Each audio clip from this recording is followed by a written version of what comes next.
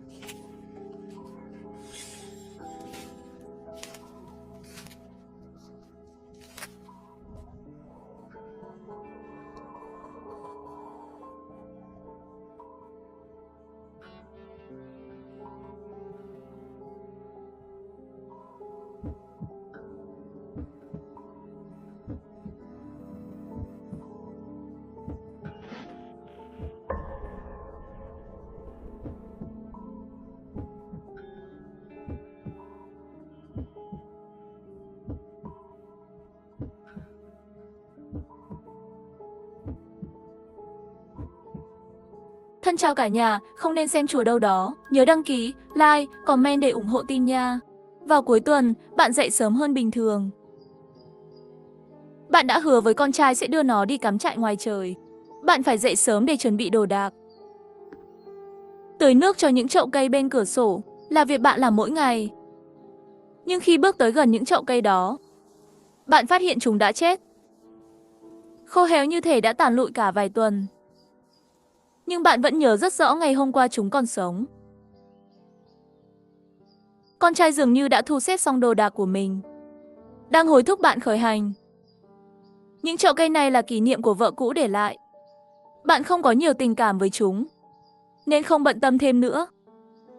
Bạn và con trai bước lên xe. Trước khi xuất phát, bạn nhìn thấy hàng xóm đang đứng nhìn vườn hoa của mình với vẻ mặt bối rối. Cả vườn hoa của anh ấy đã héo úa hoàn toàn.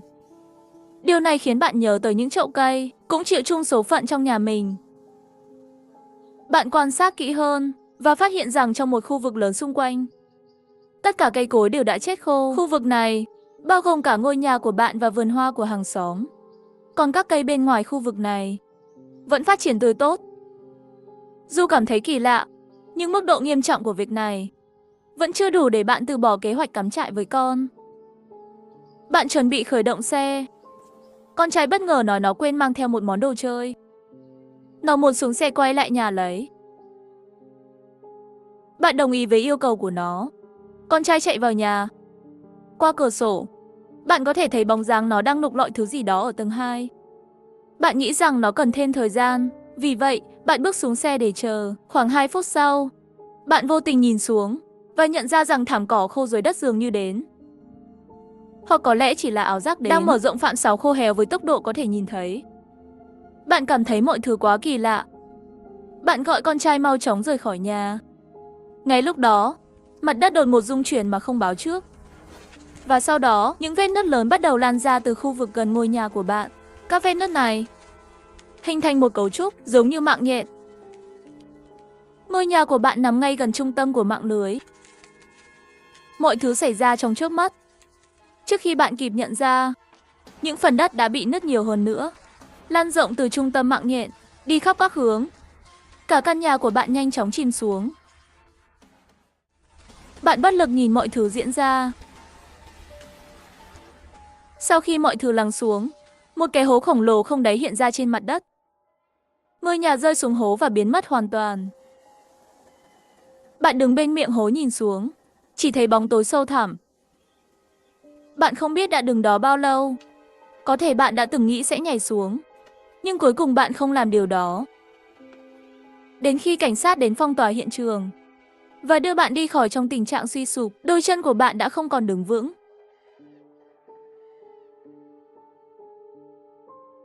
Bạn hỏi cảnh sát về tiến độ cứu hộ, nhưng thái độ ấp úng của họ và sự xuất hiện của những người mặc đồ đen đặc biệt điều tra vụ việc khiến bạn cảm thấy mọi chuyện có thể phức tạp hơn bạn tưởng. Bạn cố gắng hỏi và cuối cùng họ đã nói thật. Đến giờ vẫn chưa bắt đầu cứu hộ. Không để ý đến phản đối, bạn quay lại thị trấn. Lúc này, toàn bộ thị trấn đã bị phong tỏa. Hàng rào thép gai được dựng xung quanh thị trấn và các cổng đều có quân đội canh giữ. Cảnh tượng này làm bạn càng tin rằng suy đoán trước đây là đúng đến. Mọi thứ chắc chắn phức tạp hơn nhiều. Nhưng hiện tại, bạn chỉ muốn có được tin tức về con trai mình càng sớm càng tốt. Bạn tiến đến cổng vào thị trấn, nhưng bị lính canh chặn lại. Họ đưa ra một lý do có vẻ hợp lý đến, nói rằng thị trấn tạm thời bị phong tỏa. Bạn biết đó chỉ là cái cớ. Mục đích thực sự là ngăn cư dân quay lại thị trấn. Bất kể bạn giải thích thế nào về thân phận của mình, những người lính vẫn không mảy may lay động. Khi bạn cố xông vào, bạn bị lính canh ngăn lại và bị đưa đến gặp chỉ huy. Sau khi biết bạn là ai, chỉ huy nói rằng anh ta cũng là một người cha và hiểu cũng như cảm thông với tình trạng hiện tại của bạn. Anh ta dẫn bạn vào thị trấn. Chưa đầy một ngày trôi qua, nhưng thị trấn đã thay đổi hoàn toàn. Càng tiến gần đến vị trí cái hố, sự héo úa của thực vật càng nghiêm trọng hơn. Đứng bên miệng hố, Xung quanh không còn chút màu xanh nào. Những cái cây giờ chỉ còn là những thân gỗ khô cong vặn vẹo, bãi cỏ chỉ còn lại lớp đất nứt nẻ, đen xì. Nhiều người cầm đủ loại thiết bị để đo đạc trong hố. Qua các cuộc trò chuyện của họ, bạn nhận ra rằng họ cũng không thể giải thích được tất cả những gì đã xảy ra tại đây. Bạn tiến lại gần mép hố, nhìn vào bóng tối sâu thẳm ấy, và cảm nhận một nỗi sợ hãi từ sâu trong tâm can. Thật quá khác thường. Những đường nước xung quanh giống như những mạch máu mọc ra từ trong hố. Chúng giống như những vết cắt trên mặt đất sống động. Cứ như thể chúng có sự sống. Mọi thứ ở đây đều không giống như những gì nên có trong thực tế. Đúng lúc này, một nhóm người mặc áo choàng đen tiến về phía này. Một người lính báo cáo với chỉ huy rằng họ không biết những người này từ đâu đến, nhân lực của họ quá ít nên không thể ngăn cản nổi. Những người mặc áo choàng đen chậm lại khi đến gần hố. Họ bắt đầu đọc lầm rầm bằng một thứ ngôn ngữ kỳ lạ. Bỏ qua lời cảnh báo của những người lính, họ tiếp tục tiến về phía hố. Chỉ huy không nói gì, cứ để những người này hành động theo ý mình. Có lẽ anh ta cũng muốn xem họ thực sự định làm gì. Những người mặc áo choàng đen quỳ thành hàng trước hố. Theo từng lần cúi lạy, bên trong hố phát ra những âm thanh kỳ lạ. Những người xung quanh cho rằng đó chỉ là tiếng gió thổi qua hang. Nhưng những người áo choàng đen lại xem đó như một sự đáp lại. Họ đứng dậy, khuôn mặt đầy vẻ phấn khích. Sau đó, họ rời đi, một cách lặng lẽ và trật tự. Sự kiện này kết thúc, nhưng nó khiến cái hố càng trở nên bí ẩn hơn. Là người thân của nạn nhân, bạn được chỉ huy cho phép ở lại thị trấn. Bạn không muốn rảnh rỗi nên đã nhờ chỉ huy sắp xếp công việc. Người dân vẫn qua lại, còn bạn thì nhận công việc giám sát. Nhiệm vụ của bạn là lắng nghe âm thanh từ trong hố. Thông qua thiết bị được lắp đặt xung quanh mép hố, bạn tập trung vào công việc cả ngày.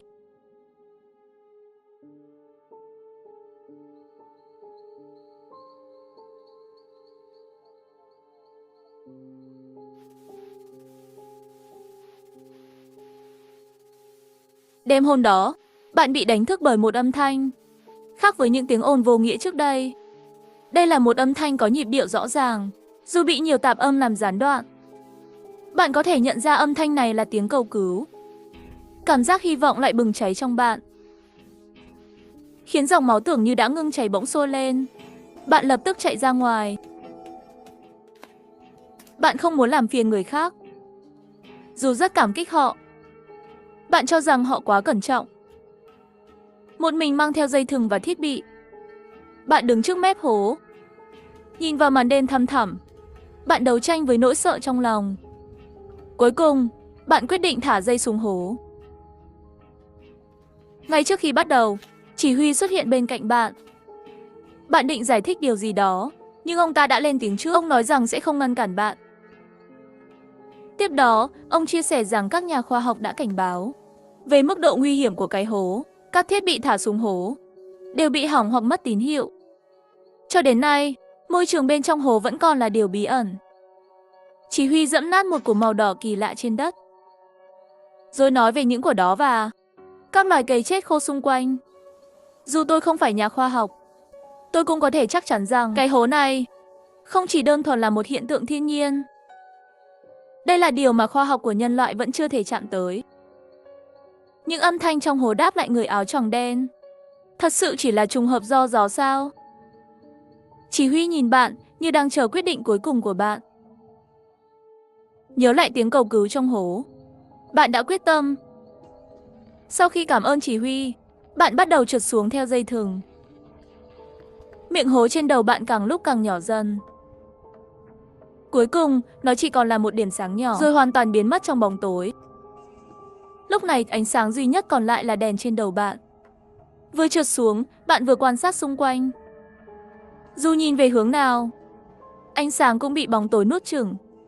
Chỉ có sợi dây phía trên là thứ duy nhất nhắc bạn rằng mình vẫn đang trong cái hố. Sợi dây này là sợi dây liên kết duy nhất của bạn với thế giới bên ngoài. Bạn tiếp tục trượt xuống, không có gì cản trở bạn. Nhưng sự căng thẳng trong tâm trí bạn ngày càng lớn. Mỗi lần nhìn xuống dưới, Bạn chỉ thấy một màn đêm vô tận. Bạn không biết cái hố này sâu đến đâu. Điều bạn lo sợ cuối cùng đã xảy ra. Cho đến khi dây thừng cạn, vẫn chưa thấy đáy hố đâu. Bạn nhìn lên phía trên, rồi nhìn xuống dưới. Kiểm tra lại đồ đạc trên người. Bạn còn đủ thức ăn và thuốc men dự phòng cho vài ngày. Lúc này, bạn chỉ còn hai lựa chọn: nhảy xuống hoặc quay lại. Bạn thả dây thừng, bỏ lại sợi dây liên kết cuối cùng với thế giới bên ngoài và lao mình vào bóng tối. Mở mắt ra, trước mắt bạn là một màn đen kịt. Cả cơ thể bạn đau nhức khắp nơi. Nhưng may mắn là bạn vẫn cử động được. Sau khi cơ thể và tinh thần dần ổn định, bạn đứng lên và bước một bước về phía trước. Cảm giác dưới chân khiến bạn sởn gai ốc. Bóng tối kích thích trí tưởng tượng của bạn. Cảm giác dưới chân giống như đang dẫm lên một đống xác chết. Bạn bật đèn trên đầu, nhìn xuống mặt đất. Không có xác chết, nhưng thứ dưới chân còn đáng sợ hơn. Mặt đất được tạo thành từ một chất giống như thịt. Bạn không chắc liệu đó có phải là thịt, nhưng cảm giác và hình dáng của nó rất giống. Bạn dùng dao đâm xuống mặt đất. Một chất lỏng đặc sệt chảy ra. Dù những gì bạn thấy đã vượt qua mọi tưởng tượng kỳ dị nhất, bạn vẫn cố gắng giữ bình tĩnh. Bạn chưa quên mục đích của chuyến đi này.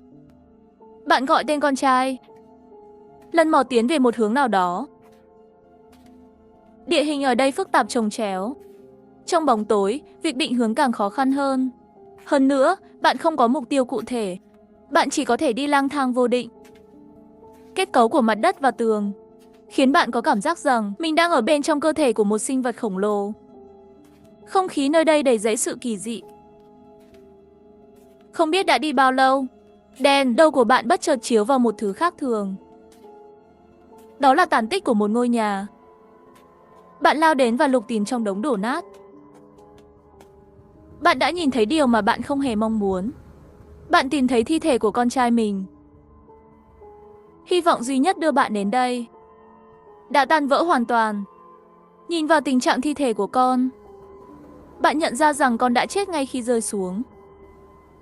Giữa nỗi đau khôn cùng, phần lý trí còn sót lại khiến bạn nhận thức điều này. Con đã chết khi rơi xuống hố. Vậy thì tiếng kêu cứu sau đó là của ai? Ngay lúc đó, bạn nghe thấy tiếng gió thổi qua hang động phía sau, vang vọng như tiếng hú. Cùng lúc, một áp lực khổng lồ đang dần tăng lên.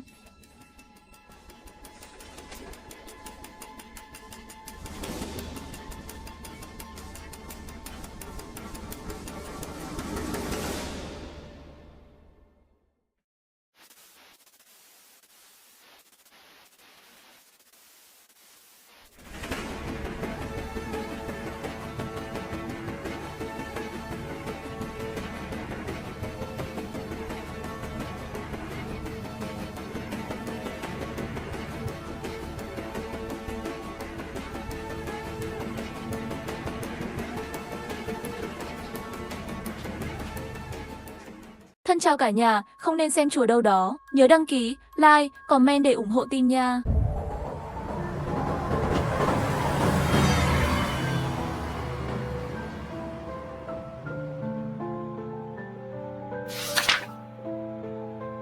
Tư ảnh, khách sạn Yutli này là khách sạn tốt nhất ở Thiên Hải. Hơn nữa từ khách sạn có thể nhìn thấy quang cảnh Hồ Thiên Minh. Điểm này khá là tốt đấy. Thật sao? Vậy tới đó, em sẽ tận hưởng nó. Thiên Thu, nhìn xem lá đỏ trên núi này. Phong cảnh núi Thiên Minh thật đúng là tuyệt đẹp. Đúng vậy, nhưng ngồi máy bay hơn 1 tiếng đồng hồ rồi. Thêm vào đó, thời gian đi xe buýt thực sự hơi mệt mỏi. Chờ đến bên trong khách sạn, em muốn ăn uống một bữa. Em cứ yên tâm ăn xong, đi du lịch, nhất định chúng ta phải thưởng thức đồ ăn nước ngoài.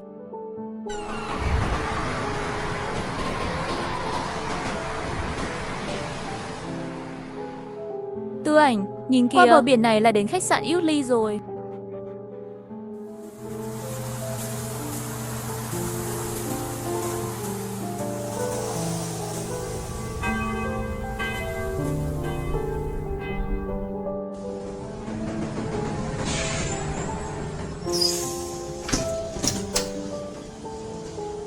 Đi Đi nào mọi người, hành lý đã được gửi đến rồi.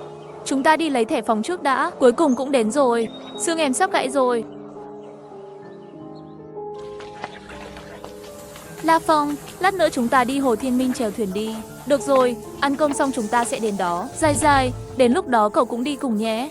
Được, nhưng tớ không biết nhiều về Hồ Thiên Thu, lát nữa cậu phải bảo vệ tớ. Kỳ lạ, tại sao không thấy ai ở rạp chiếu phim thứ 8? Họ có phải đến sớm hơn chúng ta không? Khách sạn Yutli.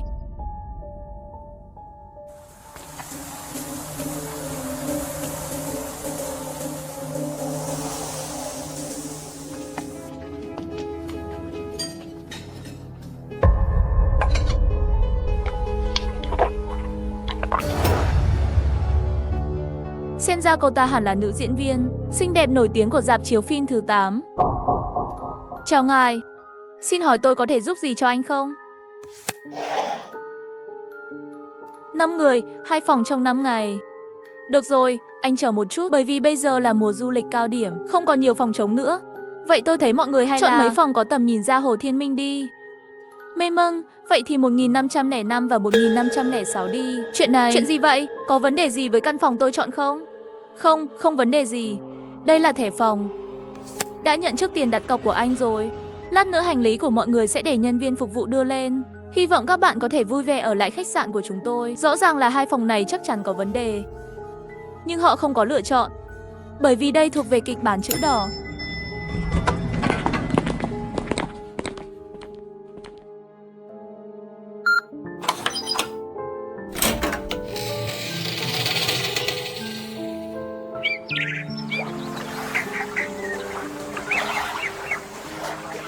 Đẹp quá. Buổi chiều chúng ta cùng nhau đến Hồ Thiên Minh chèo thuyền đi. Được, bây giờ Hồ Minh cũng là một cảnh đẹp ở thành phố Thiên Hải, là thiên nhiên không thể bỏ lỡ. Nhưng vừa rồi hình như là ở quầy lễ tân. Cô gái đó, sau khi nghe anh chọn 2 số phòng đó, sắc mặt có chút thay đổi. Sẽ không có vấn đề gì chứ? Không sao đâu, đây dù sao cũng là khách sạn nổi tiếng cả nước. Không đến mức sẽ có vấn đề gì.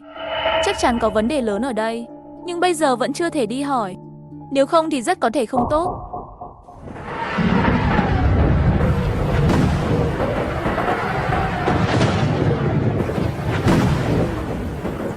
Chuyện gì vậy? Sao đột nhiên gió lại nổi lên? Phải, quá đột ngột. Cảm giác như sắp mưa to. Thật đáng tiếc. Chúng ta còn muốn đi Hồ Thiên Minh chơi. Nếu không chúng ta đi ăn cơm trước đi. Có lẽ sau khi ăn xong trời sẽ nắng sau mưa. Không có vấn đề gì, chúng ta ăn cơm trước đã. Đồ ăn ở quán buffet cũng rất ngon.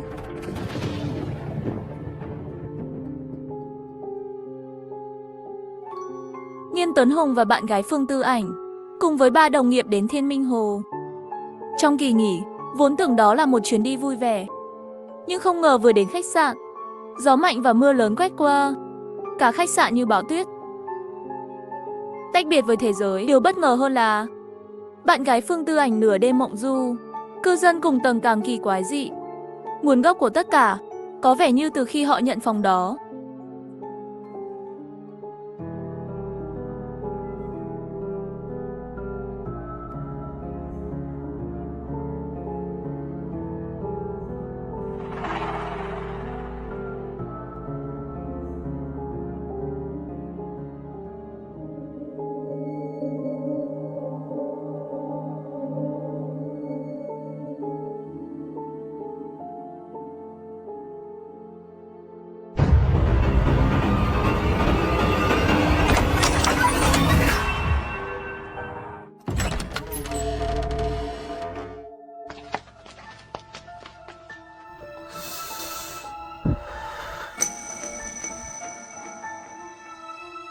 Hắn hẳn là Nhạc Khang Hùng mà. Phương Lãnh Thuyết đã đề cập trước đó, chủ nhân của máy ảnh giám ngục.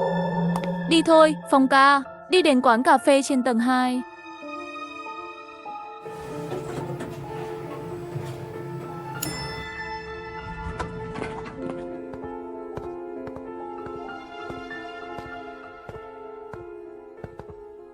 Phong An.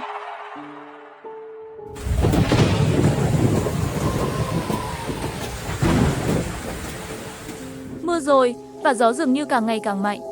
Mê mơ, em vừa kiểm tra bằng điện thoại di động rồi, nói là sắp có bão đổ bộ. Thiên Thu hình như sắp có bão rồi. Không tốt chút nào, em vẫn muốn chèo thuyền. Sao lại có bão vào lúc này? Quên đi, có thể ngày mai bão sẽ đi qua. Đến lúc đó chúng ta có thể chèo cả ngày. Tệ quá, thôi quên đi, nhét đầy bụng đã. Tầng 15.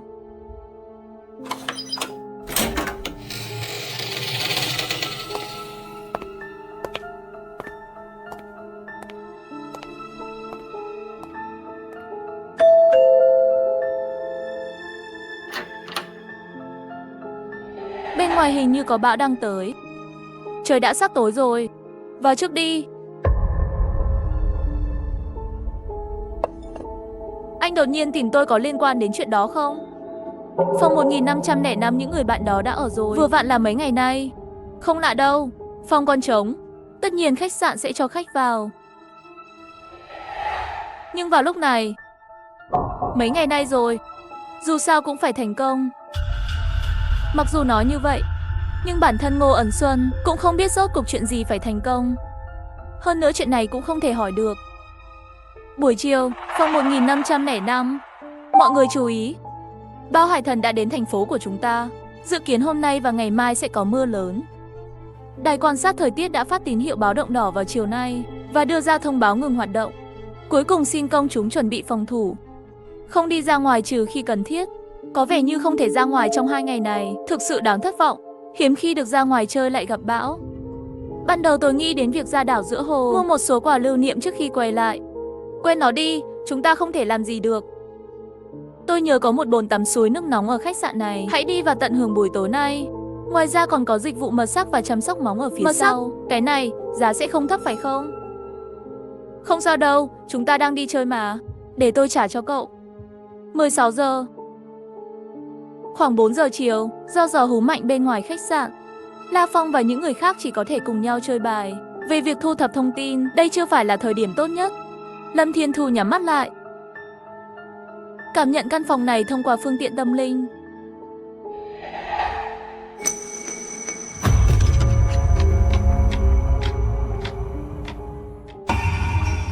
Không có linh cảm về khủng hoảng, cho đến nay chắc không có vấn đề gì. Mặc dù không nhận khủng hoảng gì, nhưng Lâm Thiên Thu không hề thư giãn vì điều này. Đôi khi sự giác ngộ ma quái ẩn giấu rất sâu, chỉ chờ thời khắc quan trọng nhất xuất hiện.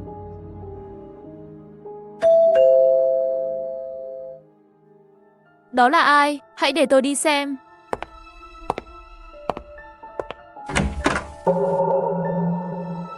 Anh là ai? Dù có hơi đột ngột, nhưng tôi vẫn phải ghé thăm đây. Anh có chuyện gì? Tôi sống ở phòng 1504 bên cạnh. Tên tôi là Dương Thiết Nham. Tôi đã ở khách sạn này lâu rồi.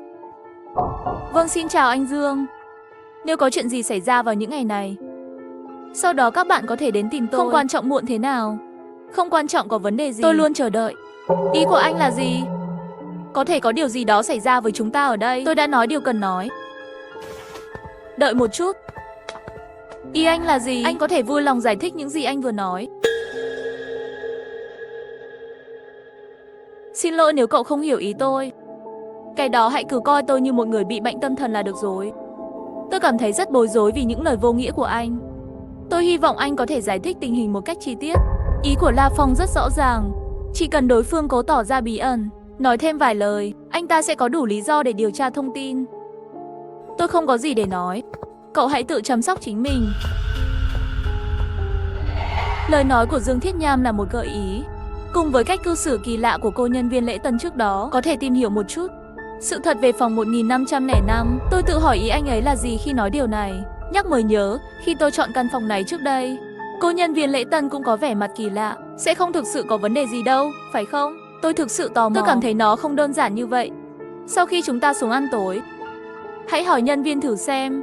Ý nghĩa trong lời của Lý Duy Tư rất rõ ràng. Điều đó có nghĩa là anh ấy đã sắp xếp xong. Đừng gây rắc rối cho tôi. Nếu chuyện không tốt xảy ra thì mọi người sẽ gặp xui xẻo. 17 giờ.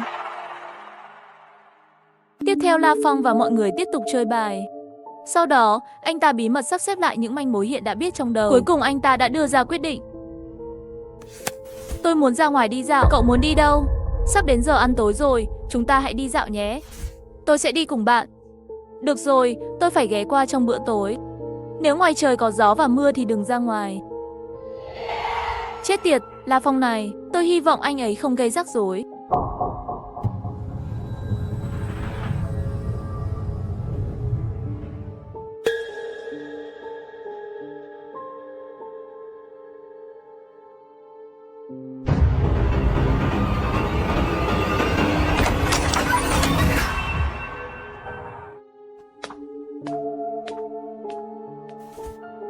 Rạp chiếu phim thứ 8.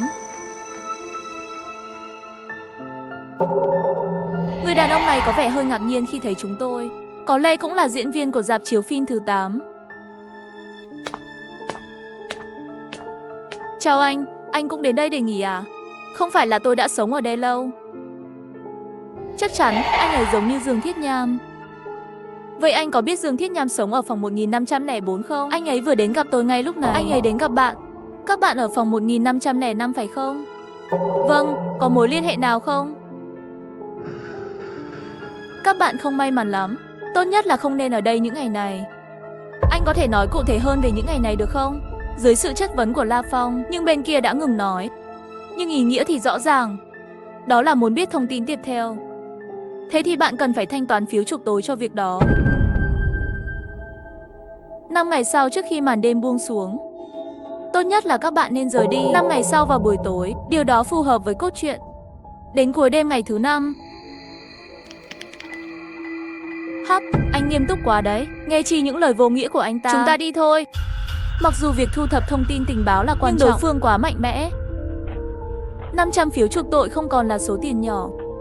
Và Lâm Thiên Thu có thể chắc chắn đối phương căn bản không có nhiều thực tâm. Bằng không lúc trước Dương Thiết Yên cũng sẽ không từ chối. Anh ta sẽ không làm loại chuyện này. Các bạn hãy chờ một chút. Tại sao? Mình đã xúc phạm mấy nhà ngoại cảm này rồi à? Nhưng diễn viên như thế này không phải ai cũng giàu có và quyền lực. Họ ngại dành thêm chút công sức để thuyết phục tôi sao?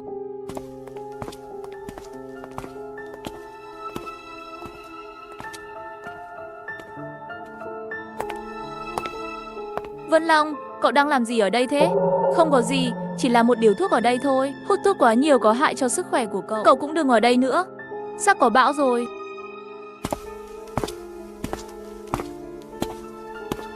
Khốn kiếp, tên ngốc này sẽ không đắc tội với mấy nhà ngoại cảm kia chứ? Không, tôi phải nhờ họ giúp. Chỉ có thế thôi để giúp tôi sống sót trong bộ phim này. Thể chất Linh Ensam là thể chất tương đối đặc biệt. Dưới 20 độ tinh linh của rạp chiếu phim cộng lại cũng không nhiều. Rạp chiếu phim thứ 8 của họ, nhưng một Linh Ensam cũng không có. Phòng ăn, 18 giờ.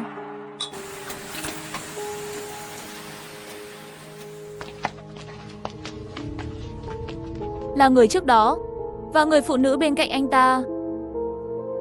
Cô ấy đẹp quá. Để họ yên. Sau khi ăn, chúng ta sẽ đi tìm nhân viên lễ tân, hỏi họ về căn phòng đó.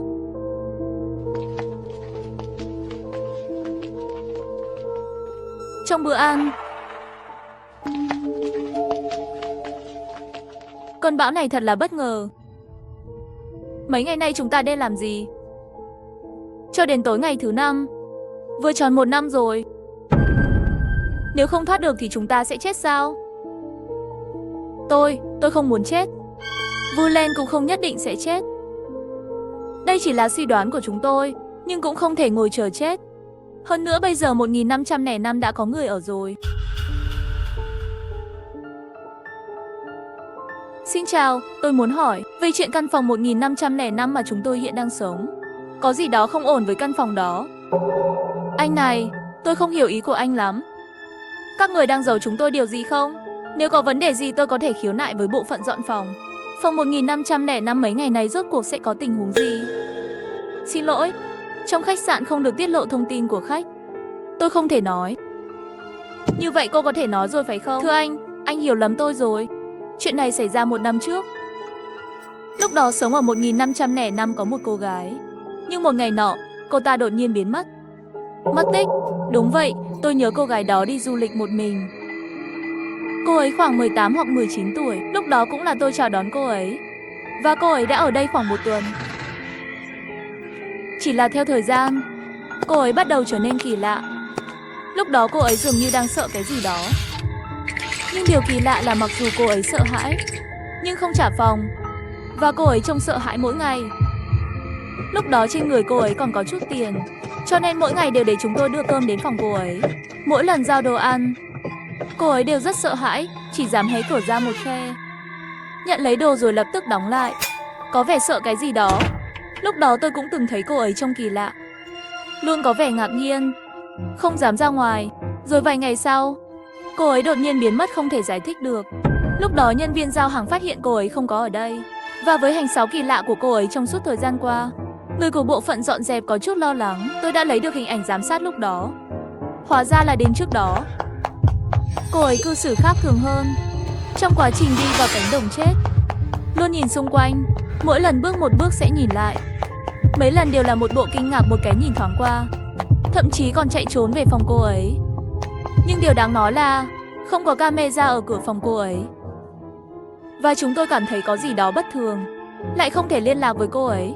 Thế là tôi gọi cảnh sát. Ý cô là cho đến nay vẫn chưa tìm thấy cô ấy. Không, lúc đó cảnh sát đã kiểm tra camera giám sát, nhưng lại phát hiện giám sát chỉ chụp được hơn 9 giờ tối ngày cô ấy mất tích, đi thang máy lên tầng 15. Cho đến khi cô ấy mất tích, không có hình ảnh cô ấy đi xuống cầu thang. Cô ấy như vậy giống như hoàn toàn biến mất khỏi nhân gian. Không phải là cô ấy đang ở tầng 15 mà. Theo lý thuyết là vậy, nhưng cảnh sát đã lục soát toàn bộ tầng 15, không bao giờ tìm thấy cô ấy. Dù điều tra thế nào, kết quả đều cho thấy cô ấy biến mất một cách bí ẩn.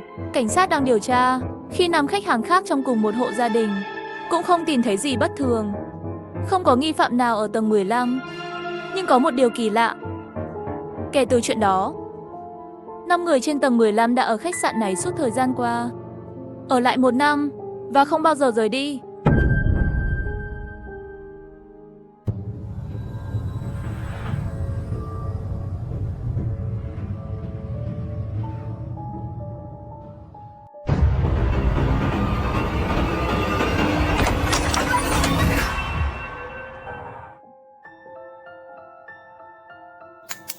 Về những gì nhân viên lễ tân vừa nói, các cậu nghĩ sao? Nghe có vẻ hơi nghịch lý. Vậy có lẽ thật sự là chuyện linh dị cũng có thể. Cô gái đó chắc đã chết rồi.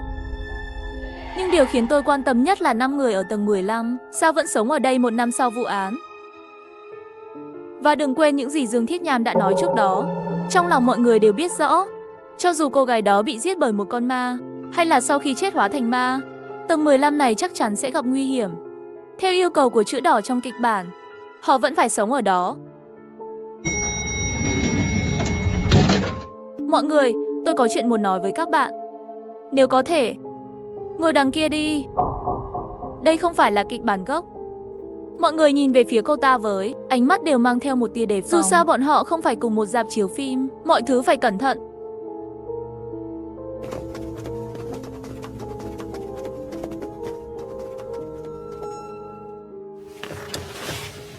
Nói đi, cô tìm chúng tôi có việc gì vậy? Tên tôi là Ngô Ẩn Xuân, Dương Thiết Nham, chắc các bạn đã thấy rồi. Tôi và anh ấy đều sống trên tầng 15.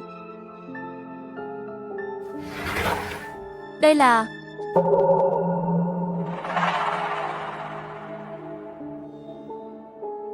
Tôi tìm thấy cái này ở chợ đồ cổ. Gặp nhau mấy đời có duyên. Hôm nay 3 cái vòng tay này sẽ tặng cho mấy người. Nói là đi. Nhưng sau đó, trong đầu Lâm Thiên Thu xuất hiện lời đề nghị của đối phương.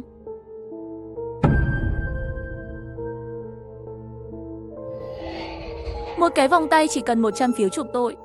Cái này và tặng có gì khác nhau?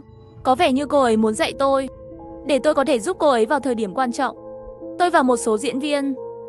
Mọi người kết bạn thôi. Đừng phiền. Được, vậy thì tôi sẽ nhận. Lâm Thiên Thu không từ chối.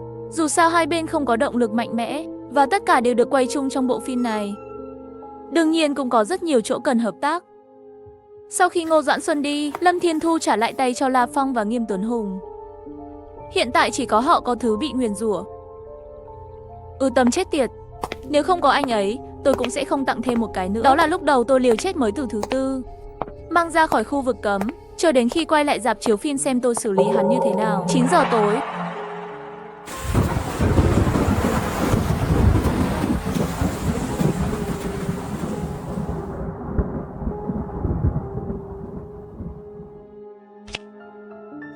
Đôi ba, không có. Không chờ nữa, tôi đi tắm đây.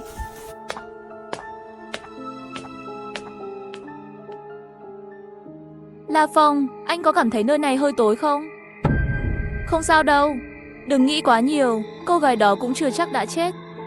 Và mọi người đều ở đây, nhưng chuyện đó thật kỳ lạ. Không sao đâu. Tư Ảnh, em bị sao vậy? Chuyện gì xảy ra với tôi vậy? Tư Ảnh, em không sao chứ? Bên kia Vương Giai Giai nhìn mình trong gương. Trong lòng cũng đang hận chính mình. Tại sao không có lời nguyền? Tại sao luôn được bảo vệ? Cô ta cũng biết chính mình trong bộ phim này chỉ là một bộ đồ rồng không có mấy câu thoại. Nhân vật có nguy cơ chết bất cứ lúc nào. Giá như bọn họ còn sống, tôi cũng không đến mức không thể thuê được vật bị nguyền rủa. Nghe tiếng nước trong phòng tắm, Lâm Thiên Thu cũng là lập tức đem phần lớn tâm thần đặt trên người Vương Giai Giai.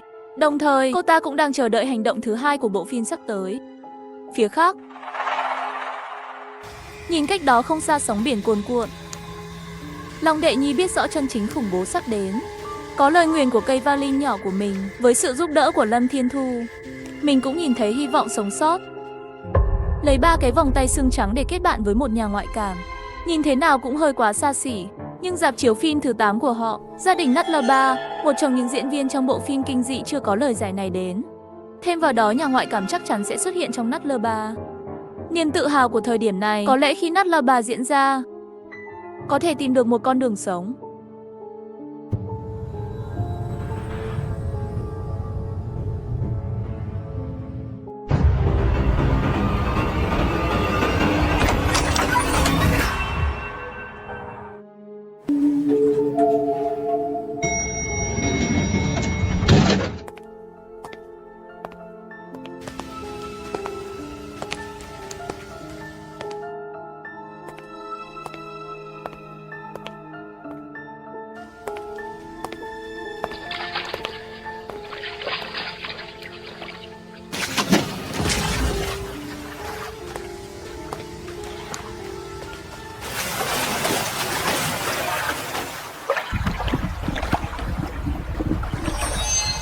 Hắn là Lâm Lam Tuyên.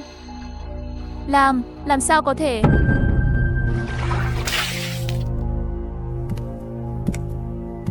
Không thể nào, tại sao cô ấy lại giống Lâm Lam Tuyên như vậy? Phòng 1505. Màn 2 của bộ phim đã bắt đầu rồi. Tôi phải hành động, nếu không rất có thể giống như lúc đầu yên tĩnh, rồi bị dồn vào chân tường. Đêm khuya,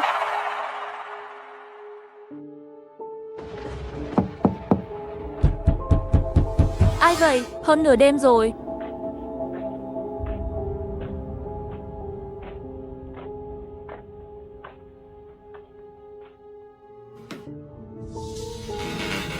Mọi người có việc gì không? Xin lỗi vì đã làm phiền cậu muộn như vậy. Nhưng có vài điều tôi phải nói. Là chuyện của Phương Tư Ảnh. Cô ấy bị sao vậy? Giải thích tình huống.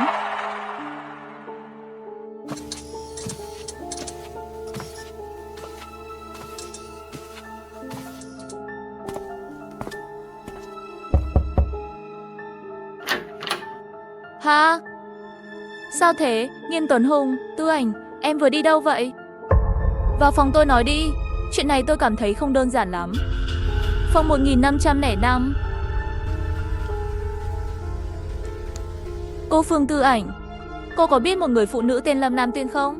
Không, tôi chưa từng nghe. 1 năm trước, cô gái trong phòng 1505 mất tích. Chắc các bạn đã nghe được rồi. Khoảng 11 giờ tối. Cô đã đến hồ bơi đúng không? Không, lúc đó tôi đã ngủ rồi. Cô nói dối, tôi biết mà. Đó là khi cô bơi trong hồ bơi. Kỹ thuật bơi tuyệt vời đó, tuyệt đối không phải người bình thường có thể làm chủ được. Và bất kể hành động, tư thế hay kỹ năng, cùng với cô gái mất tích 1 năm trước, Lâm Lam Tuyên, hoàn toàn giống nhau. Các người đang nói cái quái gì vậy? Các bạn thật sự không biết Lâm Lam Tuyên sao? Tất nhiên, nhưng tôi thực sự cảm thấy có gì đó kỳ lạ trong căn phòng đó. Sau khi trở lại phòng đó vào buổi tối, tôi luôn cảm thấy có gì đó không ổn. Mặc dù đèn rất sáng, nhưng mà lại luôn có cảm giác u ám. Có lẽ đó không phải là ảo giác. Quên đi, hình như tôi nhầm rồi. Cô đang nói gì thế? gọi chúng tôi đến đây chỉ để nói những lời khó hiểu này thôi. Bãi đậu xe.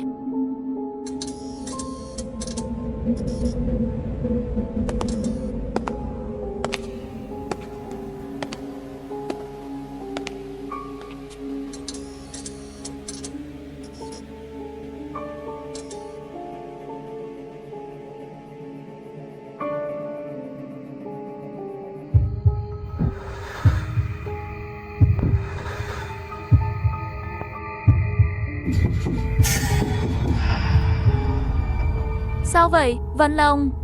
Sao anh lại ở đây? Không có gì, không ngủ được. Không biết tại sao lại đến đây. Phải không? Vậy gặp nhau là có duyên. Nếu không vào ngồi đi. Được không? Vậy cảm ơn.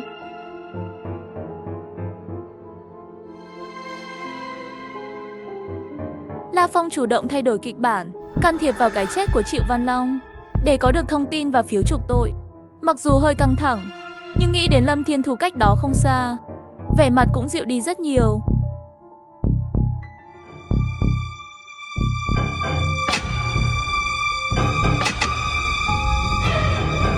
Cái đó là cái quái gì?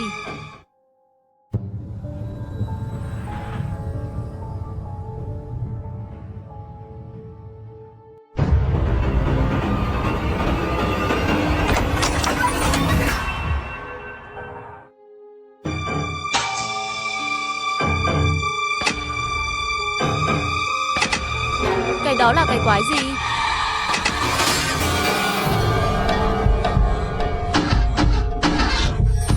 Nhanh, chạy đi!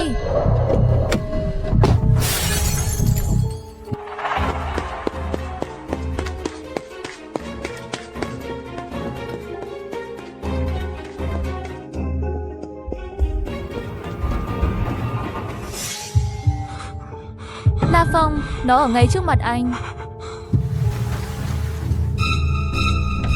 Lời nguyền đang phục hồi làm sao có thể như vậy? Tại sao nó không hoạt động?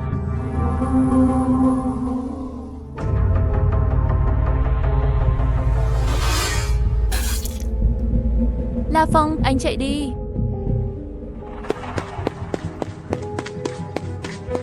Thiên Thu đi với tôi.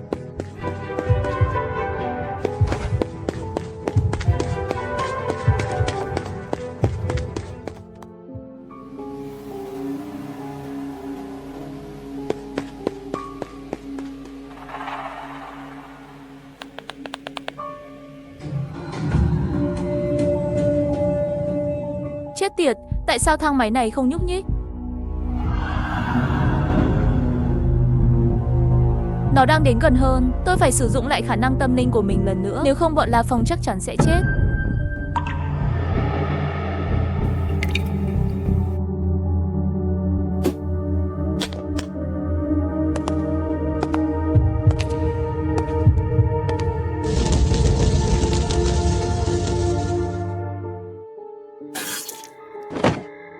Thiên Thu, em bị làm sao vậy?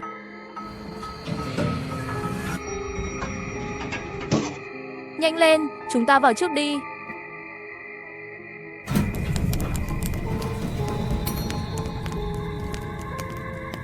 Có thể nói, La Phong lần này bị tổn thất rất lớn. Tưởng không có gì sai, nhưng không ngờ thoát chết trong gang tấc, chưa kiếm được phiếu chuộc tội. Thậm chí còn trừ ngược lại 650 phiếu. Hơn nữa, đôi giày cao gót gần như đã làm lời nguyền phục hồi. Quan trọng hơn là Lâm Thiên Thu lạm dụng thể chất linh yên xăm, khiến cô ấy trực tiếp ngất xỉu. Cần phải biết là trước đó khi cô ấy đóng vai An Chí Huệ, cuối cùng bị tổn thương sau khi buộc phải giải phóng sức mạnh tâm linh, đến bây giờ vẫn chưa khôi phục. Lần này lại sử dụng quá mức, rất có thể sẽ ảnh hưởng đến lần quay phim sau này.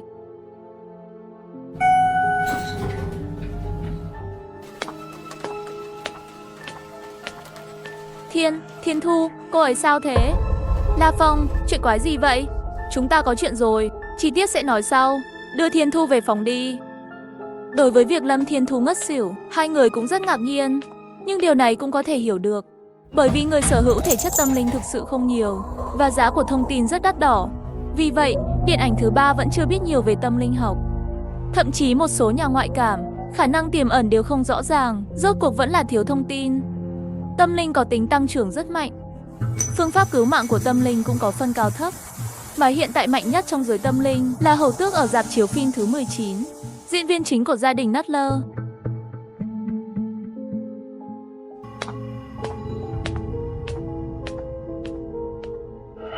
Khả năng tâm linh cứu mạng cực mạnh lại ngất xỉu.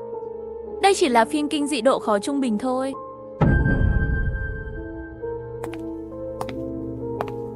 Nói cho tôi biết chuyện gì đã xảy ra. Làm sao cô ta có thể ngất xỉu được? Lúc đó tôi ở một mình trong nhà để xe dưới lòng đất. Chuyện gì vậy? Bãi đậu xe ngầm đột nhiên tối đen. Nhưng Thiên Thu làm sao có thể ngất xỉu? Vừa rồi Ngô Ẩn Xuân và Dương Thiết Nham tin chúng tôi và nói những điều kỳ lạ. Khách sạn này chắc là lạ lắm. Bây giờ Phương Tư Ảnh dường như bị ám, và Lâm Thiên Thu lại ngất xỉu. Thâm tâm của mấy người đều bắt đầu có chút bất an. Đêm nay sau khi trải qua một loạt chuyện, mọi người cũng đã rất mệt rồi. Cuối cùng vẫn không thể cưỡng lại sự mệt mỏi để ngủ lại, mà La Phong vẫn ở bên cạnh Lâm Thiên Thu, đồng thời cũng đang dùng điện thoại di động liên tục tìm kiếm khách sạn Utley và những điều liên quan. Nhưng đáng tiếc là không tìm thấy bất kỳ thông tin hữu ích nào. La Phong, anh đi ngủ đi, em ổn rồi. Được rồi, vậy em nhớ chú ý nhiều hơn đến sức khỏe. Nhìn thấy Lâm Thiên Thu thức dậy, La Phong cũng nhẹ nhõm. Có thể chất tâm linh của cô ấy, mọi người cũng có thể yên tâm rất nhiều.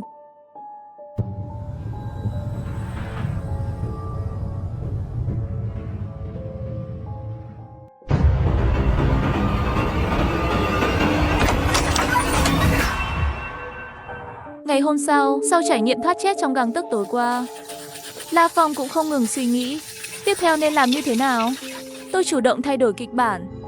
Đêm qua, Triệu Văn Long cũng không chết như trong kịch bản, vậy thì khủng hoảng có thể đến bất cứ lúc nào. Nhưng cũng may là có lý do chính đáng, có thể tiến hành hành động về vấn đề này. Tiếp theo, tôi phải tìm ra những bí mật ẩn giấu trong khách sạn này.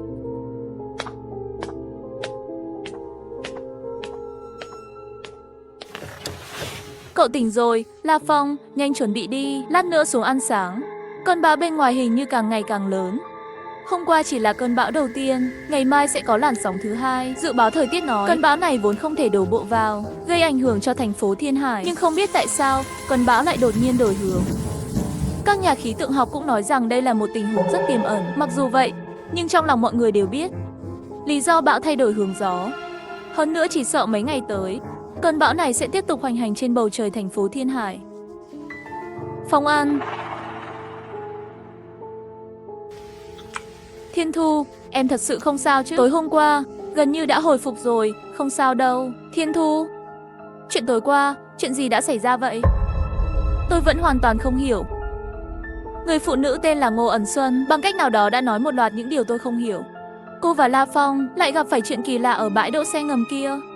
Không phải tôi đã nói rồi sao? Thiên Thu, cô ấy từ nhỏ đã biết về các vấn đề cảm ứng nhạy bén. Hôm qua, chúng tôi gặp phải hoạt động huyền bí ở bãi đậu xe ngầm. Tuyên bố này một lần nữa, lời nói của La Phong thực sự không thuyết phục. Thiết lập của kịch bản đã thay đổi.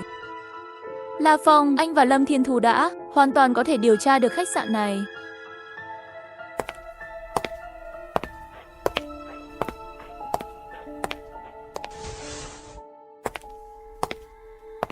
Chú Tao, ngồi xuống và nói chuyện.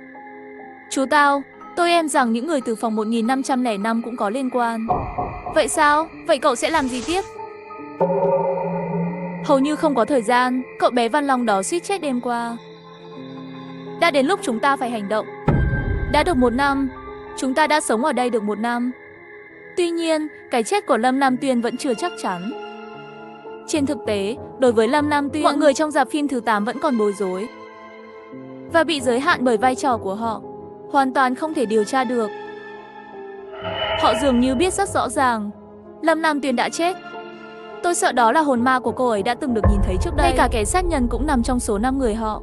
Nhưng tại sao sau đó chọn ở lại khách sạn và không bao giờ rời xa nơi này? Lối vào thang máy tầng 1.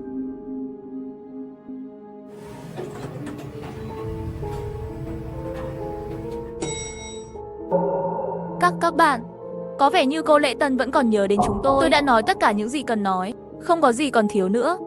Còn tên của Lâm Nam Tuyên, Người phụ nữ đã biến mất khỏi thế giới 1 năm trước trên tầng 15. Tôi thực sự không chắc chắn về điều này. Nhân viên khách sạn cho đến nay, có ai khác biết về tình tiết cụ thể của vụ việc này? Ví dụ như mối quan hệ giữa người phụ nữ mất tích và 5 người thuê nhà. Tôi thực sự không biết điều này. Xin lỗi, tôi không thể giúp anh nữa.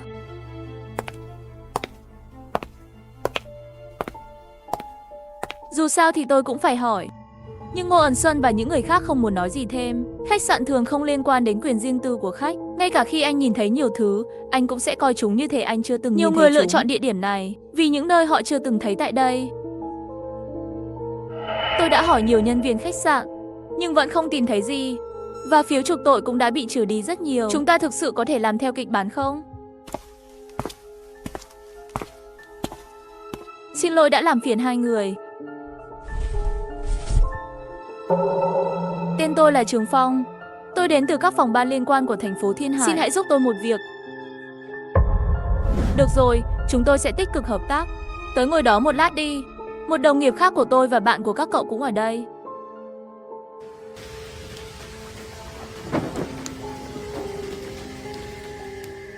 Này các cậu, tôi đã để ý tới 5 cô cậu đã hỏi nhân viên khách sạn. Những gì đã biến mất 1 năm trước. Tôi chịu trách nhiệm giám sát vụ án này. Vì vậy tôi muốn hỏi các cậu về nó. Các cậu và Lam Tuyên, người đã biến mất 1 năm trước, có quan hệ gì với nhau? Người đàn ông mặc quân phục này đột nhiên xuất hiện trước mặt tôi. Nó không có trong kịch bản gốc. Điều này chắc chắn có liên quan tới sự thay đổi trong cốt truyện. Nhưng dù sao, đó là một cơ hội tuyệt vời để tìm hiểu về thông tin. Anh có phải là Nghiêm công tử không? Chúng ta đã từng gặp nhau trước đây. Theo tiết lộ của Chính Sơn, cha của Lâm Lam Tuyên là ông chủ của chủ chuỗi nhà hàng. Vào thời điểm đó, điểm thi đại học của Lâm Lam Tuyên quá thấp, vào đại học cũng khó khăn. Vì thế cô ấy cảm thấy chán nản, lấy thẻ tín dụng của gia đình và đi đến thành phố Thiên Hải, uống mỗi ngày để giải sầu. Cuối cùng, cô ấy biến mất một cách bí ẩn trên tầng 15 của khách sạn.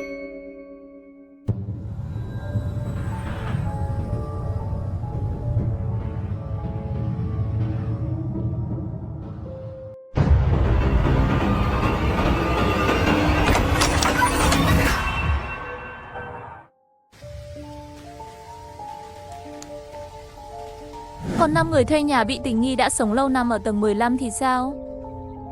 5 người đó quả thực đáng nghi, nhưng không có bằng chứng. Thứ hai, lý lịch của họ cũng khá tốt. Lý lịch, cha của Dương Thiết Nham, ông ấy là một nhân vật rất nổi tiếng ở thành phố Thiên Hải. Và bố của Ngô Ẩn Xuân, cựu trùng thiên, là ông chủ của một địa điểm giải trí nổi tiếng. Tất nhiên, người có uy tín nhất là Hàn Trúc Đào. Ông ấy là nhân vật đứng đầu ngành kinh doanh với 9 cửa hàng ở thủ phủ tỉnh. Ông ấy còn có một cô con gái tên Hàn Thúy Chi. Người cuối cùng là Triệu Văn Long. Anh ấy là người giàu có nổi tiếng thế hệ thứ hai. Trên thực tế, sau khi điều tra có thể xác định Lâm Lam Tuyên và những người này, chỉ có Ngô Ẩn Xuân là người có mối liên hệ thường xuyên và gần gũi nhất. Những người khác quen thuộc hơn với Ngô Ẩn Xuân. Vậy, xét từ xuất thân của 5 người này, chỉ sợ chuyện này có nhiều điểm không thể công khai. Có lẽ là Lâm Lam Tuyên thu được một số bằng chứng về hành sáu sai trái. Hoặc có lẽ cô ấy đã nhìn thấy điều gì đó mà lẽ ra không nên thấy. Thế là cô ấy bị diệt khẩu. Nhưng sau khi chết, hồn ma của cô ấy vẫn còn bị mắc kẹt trong khách sạn này. Theo điều tra, Lâm Lam Tuyên và Ngô Ẩn Xuân gặp nhau ở bể bơi khách sạn. Lâm Lam Tuyên thể hiện khả năng bơi lội rất tốt vào thời điểm đó. Công nghệ kết hợp với niềm đam mê bơi lội của Ngô Ẩn Xuân. Sau đó hai người quen nhau. Trên thực tế, chúng tôi cũng tìm thấy Ngô Ẩn Xuân có vẻ không hứng thú với đàn ông. Ngược lại, cô ấy lại có xu hướng đặc biệt yêu phụ nữ.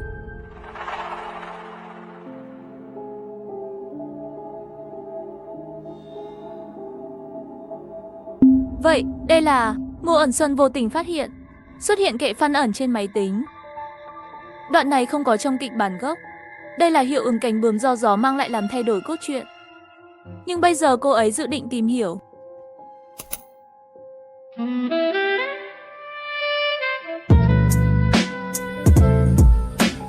Nhìn cảnh tượng trước mắt khiến người ta đỏ mặt. Long Ni Nhi chưa bao giờ nghĩ tới điều đó. Ngô Ngân Xuân tự mình đóng vai quan hệ với Lâm Nam Tuyên như vậy, như một con nghiện.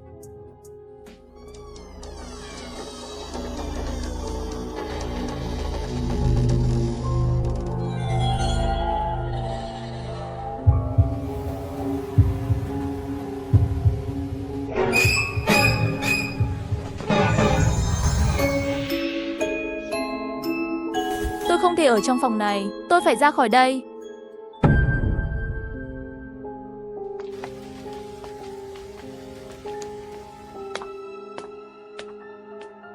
Thật kỳ lạ vì sao cửa không khóa. Chờ đã, cứ như vậy vào được không? Lúc này quả nhiên lời của hai vị cảnh sát là sự thật.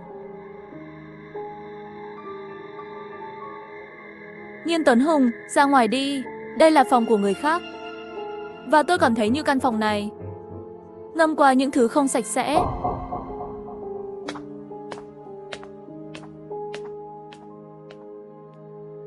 Ngô Ẩn Xuân, cô ta không có ở đây, nhưng theo đoạn video trên máy tính đó, cô ta thực sự hoàn toàn như hai cảnh sát trước đó nói. Triệu Văn Long, Ngô Ẩn Xuân đều trước sau bị hồn ma tấn công. Vậy, rất có thể là 5 người bọn họ cùng nhau giết chết Lâm Lam Tuyên. Sau đó dựa vào lý lịch của họ để che đậy sự thật. Lâm Lam Tuyên không giống như là bọn họ hợp tác giết chết. Nếu đúng như vậy, tại sao phải đợi cả năm? Hơn nữa 5 người họ đã xảy ra chuyện như vậy. Không rời khách sạn, rất có thể là không thể rời đi. Là do Lâm Lam Tuyên vì một mục đích nào đó bị giam ở đây. Phòng của Dương Thiết Nham. Lúc đó Lâm Thiên Thu sao không giúp tôi loại bỏ con ma kia? Tôi còn tặng cô ta 3 cái vòng tay xương trắng. Đây là cách trả ơn tôi sao? Lúc này bọn họ còn chưa biết. Thể chất tâm linh của Lâm Thiên Thu đã bị tổn thương rất nhiều, đã không thể cảm nhận được khoảng cách quá xa. Chúng ta đang gặp nguy hiểm. Đầu tiên là Triệu Văn Long, sau đó là tôi. Anh có muốn sử dụng máy quay một lần nữa không? Dùng lại thì sao?